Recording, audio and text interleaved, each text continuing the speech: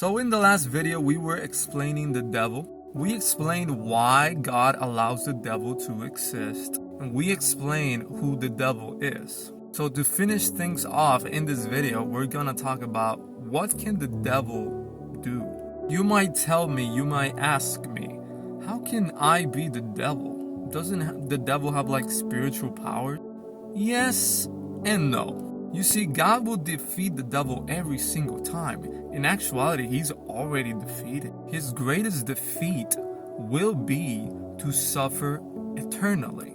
You see, the devil has no actual power to rival God. There's a lot of images that are created that literally put like Jesus or God versus the devil, and those images are blasphemy because there's no comparison. The devil's already defeated.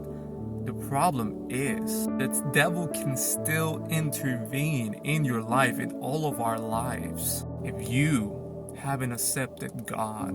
But if you accept God and you use His name and wisdom as defense, the Bible, that's your armor. That's the armor of God. And if you have that, the devil is literally powerless. And from there on forward, what we have to do when we're already protected with the armor is to use the armor, such as the sword of God, to free others as well and get them salvation, because that's true love. So the devil is powerless. His greatest spiritual power, if anything, is he's invisible. We can't see him. We can't see the spiritual world, because if we did, that would be a cheat code.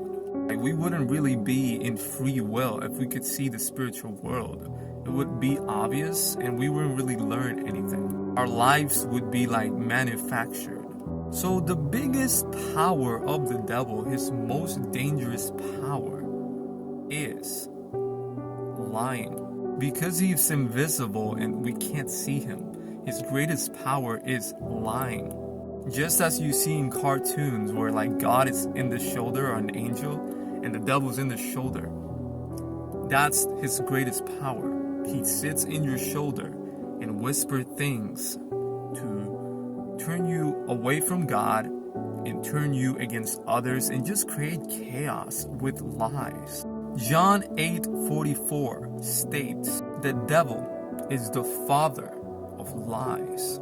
For his very nature, in thinking that he could be greater than God, is based on a lie. Like, he literally lies to himself. He gaslit himself into thinking that he could be greater than God through his ego, through ambition. It's self-delusion. Self-delusion and ego that strays away from love. It is more selfish. In fact, the devil hates love. So the biggest threat that the devil poses to humans is creating expertly crafted lies. Mostly, they're expertly crafted because we don't read the Bible.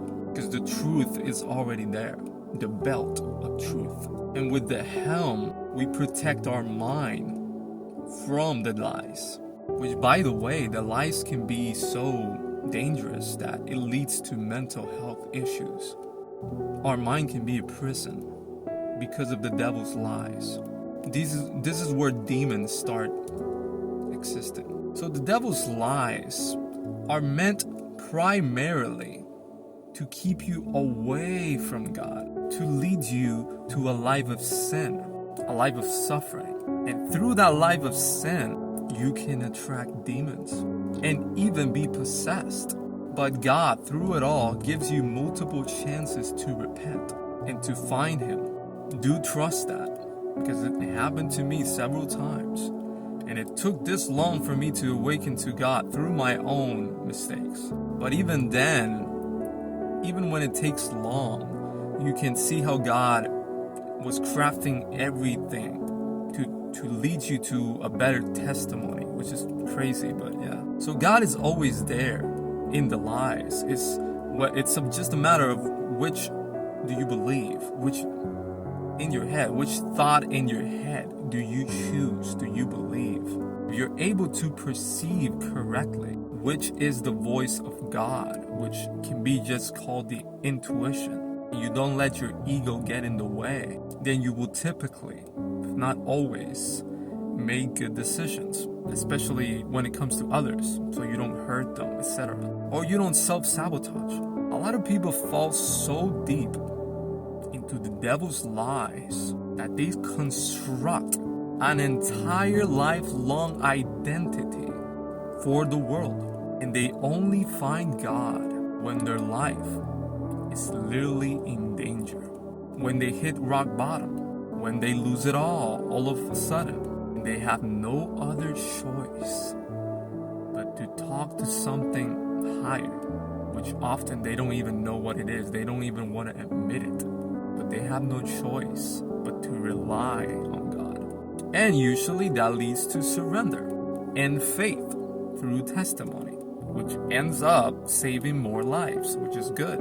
So yes, the devil is the father of lies. His main goal is to cause you to not believe in God, to convince you, because he wants you to suffer just like him.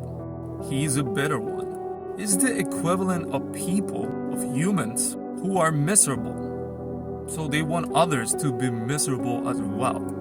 Like we already talked about that in the last video, right? Like humans can be like this too.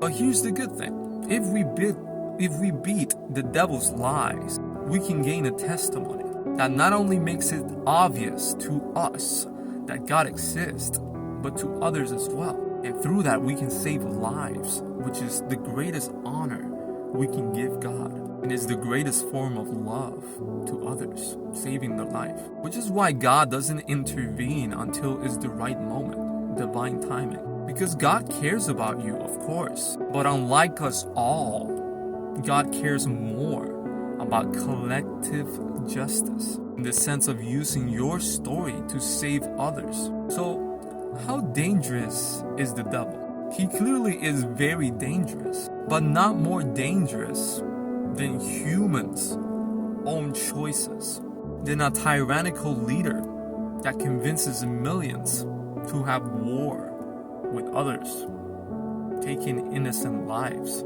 Yes, the devil's lies affects people's entire lives through their ego identity. But here's the key, here's the catch. Again, the devil isn't as dangerous as we are with our own decisions. Because ultimately, the devil doesn't choose for us. If you sell your soul to the devil, if you do it, that's on you. Often for fame, fortune, glory, he can affect your mind only as much as you let him. But God will always give you the option to take the other route. Thing is, he won't make it obvious. Just as the devil doesn't make it obvious, because it's all in your mind, right? It's what you decide. It's what you decide. What voice in your mind do you listen to? If you understand the warnings, then you choose good. If you don't see the warnings, if you ignore the warnings, you likely choose an ego identity path, not a salvation path. So again, the devil isn't as dangerous as humans. Humans can't be the devil. They can be worse than the devil, because they're the ones that directly affect the world in physical form. And once you understand this, like I said in my last video, you have three choices. Be a human, be an angel, or be the devil. Once you understand that God doesn't want you to be a human. He wants you to be an angel. That's the gift of salvation. That's the thing. This world is temporary. He wants you to be an angel. But to think you already deserve it is to think you're perfect, is to think you're God. In actuality, we all sin. With free will, we're all so sinful that we can't see that our whole life is based on ignoring others' suffering. We are so arrogant that despite not being able to do anything for billions of lives, we dare think we can question God. To explain the devil completely, we have to talk about also the dangers of sin and his demon. I'll explain it in future videos. Hopefully that helps. Much love. God loves you.